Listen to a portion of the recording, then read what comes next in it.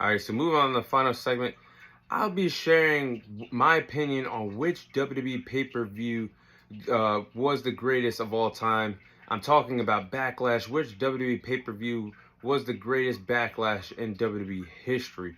So, my thoughts on this. I do believe that the 2007 WWE Backlash pay-per-view was the best WWE Backlash pay-per-view in WWE history because that 2007 Backlash featured three compelling World Championship matches on that 2007 Backlash card. And you had the Fatal 4-Way match that featured John Cena, Shawn Michaels, Edge, and Randy Orton for the WWE Championship. In my opinion, that is the greatest Fatal 4-Way match in WWE history when you had those four iconic legends giving us countless memories in that match for a compelling finish as well. That was a great match. And then you had the intriguing World Heavyweight Championship match between The Undertaker and Batista, that outstanding last man standing match that ended up in a draw with Batista spearing The Undertaker off the stage. That was an incredible spot with all the ramp equipment falling on the two respective wrestlers. Then you had that interesting 3-on-1 handicap match for the ECW title with Bobby Lashley taking on Vince McMahon, Shane McMahon, and the late great Umaga. Even though I'm not a fan of handicap matches, but they made it work for the ECW title. So I think those three compelling world title matches made that card the greatest 2007 Backlash, or the greatest Backlash card in WWE history. Now, some honorable mentions on the card. You had the World Tag Team title match.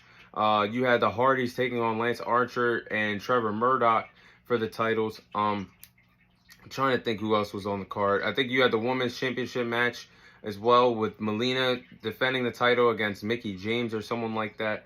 So that they made it work on that 2007 Backlash card. Now, an honorable mention that I have was the 2009 WWE Backlash card. I do believe that's the second best WWE Backlash card in WWE history, because that 2009 Backlash card was better than WrestleMania 25 that year. And the Backlash pay-per-view had four incredible matches that really were more memorable than the whole entire WrestleMania 25 card, other than that epic Undertaker and Shawn Michaels match. But you look at this card, it featured John Cena versus Edge in a last man standing match for the World Heavyweight Championship. That was a great match. Then you had the six-man tag team match of Legacy, Randy Orton, Cody Rhodes, Ted DiBiase taking on Triple H, Shane McMahon, and Batista. The six-man tag team match for the WWE title. Then you had the epic Jeff Hardy versus Matt Hardy I Quit match. They made up for their stinker match at WrestleMania 25, in my opinion. And then you had the wild card factor on that card as well. Chris Jericho versus Ricky the Dragon Steamboat. Who thought Ricky the Dragon Steamboat at the time, being retired, not being in a wrestling ring, would have a stellar match with Chris Jericho? So I thought that was the second best WWE Backlash card in WWE history.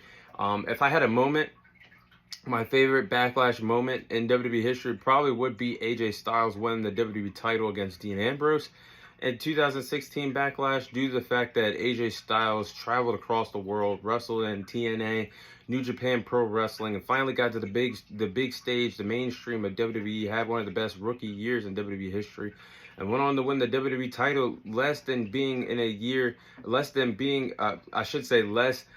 the company for less than a year, as I get tongue-tied. So that was an incredible moment. But those are my thoughts on what I believe was the greatest WWE Backlash pay-per-view in WWE history. That is all the time I have for you guys today. Thank you guys for watching. Thank you guys for listening. This is your host, Thomas Tyree, signing off. And I'll see you guys on next week's episode.